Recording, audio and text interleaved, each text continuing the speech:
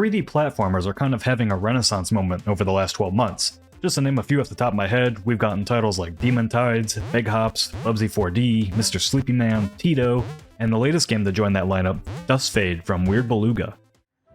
It's a game that wears its inspiration on its sleeve, pulling from Ratchet & Clank and Jak and Daxter unlike the many Nintendo-inspired 3D platformers. I've been having an excellent time with Duskfade. The world is chock full of color and what I would almost describe as an otherworldly art style that just really pops off the screen. It's beautiful to look at while still being readable and pulls you into the world at every stage to make you want to explore and find the hidden upgrade resources. The real star of the show is the platforming, though, which is easily my favorite part of Duskfade.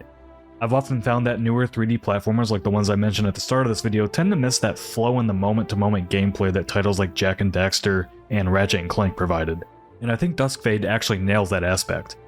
You're always moving forward in the game as you platform, engage in some combat sections, and eventually take on a boss. The movement speed of your character reflects that constant forward progression, and it just feels great to play. It has the same kind of pacing that I recall from its inspirations, so there are never any moments of just being lost or frustrated with any specific sections.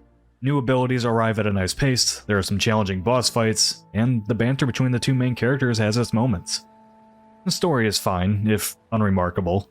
I'm not sure why so many indie games are about grief, but in this case it serves the general premise of the world you're in, and is written well enough that it has kept me interested in seeing how the story ends.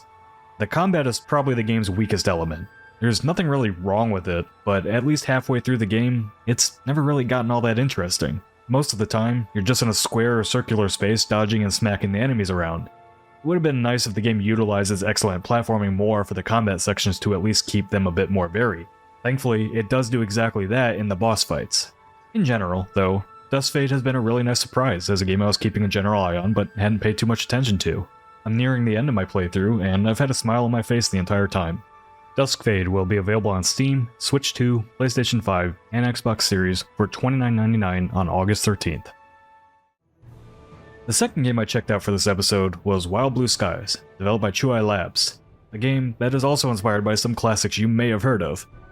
You take on the role of Bowie Stray and a squad of blue bombers as you attempt to take down the evil Grimclaw and his forces. It's Star Fox in everything but name. You progress through the game's short levels that are meant to be replayed and mastered, with a few branching paths here and there, and you have a limited set of lives. Lose all your lives, and you'll start the campaign from the beginning. All the elements that make a Star Fox game are here, but unfortunately, it's really just a facade for what I found to be an extremely frustrating experience. The opening level was the high point for me with vibrant visuals, actual interaction between squad mates, and a boss fight that was mildly entertaining.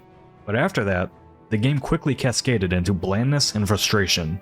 Beyond the opening level, the design is appealing in screenshots and short clips, but in-game is generally uninspired with way too much going on to be readable.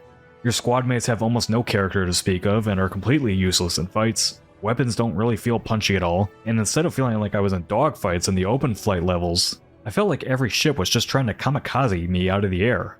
In the second mission of the game, you take on a boss that has tentacles that shoot at you. In the second stage of that fight, once you take out the next wave of tentacles, the boss does nothing, and you're left to just shoot at it until the health bar is completely depleted. In the next level, you have 360-degree movement, but I was more worried about ships crashing into me from behind than anything that was happening in front of me. There are hints of what could be a fun game here, but instead of making more interesting encounters, Wild Blue Skies simply continues to throw more and more enemies at you. It becomes a frantic game of dodging constantly, which just isn't fun design. The bosses don't improve later, either, as they're just boring in design when compared to the game's inspiration. I have no intention of continuing to play this one, because I just did not have fun. I have no issue with challenging games, and Wild Blue Skies is certainly challenging, but that difficulty doesn't seem to be by design in this case. Turning on continuous fire to keep up with the amount of enemies on screen is absolutely mandatory to even play the game, so I'm not sure why it's not the default option from the get-go. Some things like the amount of enemies, their tendency to just throw themselves at you, and your allies being useless can eventually be fixed with patches, I'm sure. But for a game that wants you to replay and master its levels, Wild Blue Skies fundamentally misses the mark in building levels I would want to replay. Wild Blue Skies is what you get when inspired by is taken too literally, and the game forgets to craft its own identity while also being worse in every arguable way compared to its inspiration. It's functional, but boring, and if nostalgia is the only goal, well, Star Fox Remake just came out a few weeks ago. Wild Blue Skies will be available on Steam, Xbox Series, and PS5 for $14.99 on August 13th.